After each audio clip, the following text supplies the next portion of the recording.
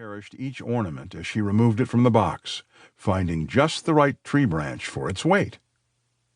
He crosses his arms, looks at the spot in the corner where the tree used to stand. He used to have so many feelings about the year ending, the winter ahead, the hope of the new year. Now he just feels guilt, and his guilt spreads everywhere. He feels guilty that the woman who delivers his newspaper in her noisy car waved to him through the window this morning, and he didn't wave back in time. He feels guilty because he saw lumber at Ace Hardware the other day and remembered Leela and Ben used to beg him to build a treehouse, and he meant to, but they grew up before he ever did. He feels guilty for all the guys who didn't make it back from Vietnam. Why did Chuck survive? And so much guilt about Kat.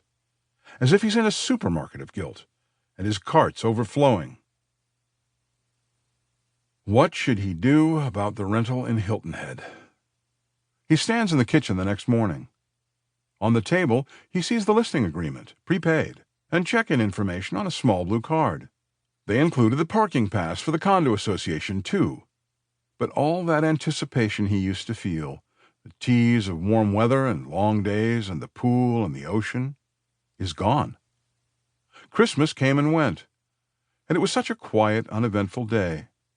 Now, instead of that excitement of going south in mid-January, instead of his and Kat's 15-year tradition of driving the 12 or so hours with a car packed with luggage and groceries and cleaning supplies and that faded beach blanket, he doesn't know what to do. He thought the holidays would be the hardest. He didn't know the ultimate challenge, the boss battle, his granddaughter Gabby would call it, is Hilton Head, the island where he and Kat felt most alive. How can he need to be there so much right now and never want to see the place again, both at the same time? Can he go there without her? Does he want to be there without her? Can he stay here for the endless Pennsylvania winter that's just beginning? He wants to rip up the agreement. He wants Hilton Head to be gone, too, because Kat's gone, and he assumed that they had at least 10 more years to keep doing this. They had argued over what the other one would do when one of them died, but they never discussed Hilton Head. I want to go first. No, I want it to be me. I just don't want to live without you, one of them always said. Now Sal's at the door. Chuck can tell from the fast, single-knuckled rap. Ever since Kat died, Sal comes over more often, brings his dog with him. He has never asked, just lets Coco's leash drop when Chuck opens the door. The dog walks right past him and settles in the living room. Chuck says nothing, but the whole act frustrates him. Why didn't Sal ever bring Coco before? Why does he make it seem as if Kat prevented the dog from visiting? As if Kat wouldn't have stooped down to rub the dog's belly and used a squeaky voice when she talked to Coco. Chuck was lucky if he saw Sal once a month in the past, either at the barber's or Sal would drop by for car wax or to borrow the drill. Now he's here several times a week. How goes it?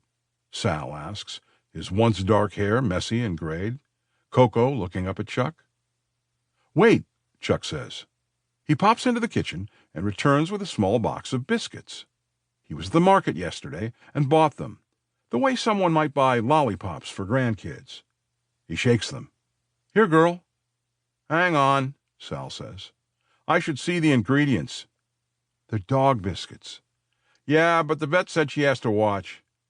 They're standard goddamn dog biscuits. Chuck half glares at Sal, and Sal just shakes his head and makes the go-ahead motion as he pulls out a dining room chair and plops down. What are you even doing here? Chuck wants to ask. Know-it-all Sal, who lives 5 houses down. A retired mailman. A guy whose kids ran in the same circles as Chuck's kids.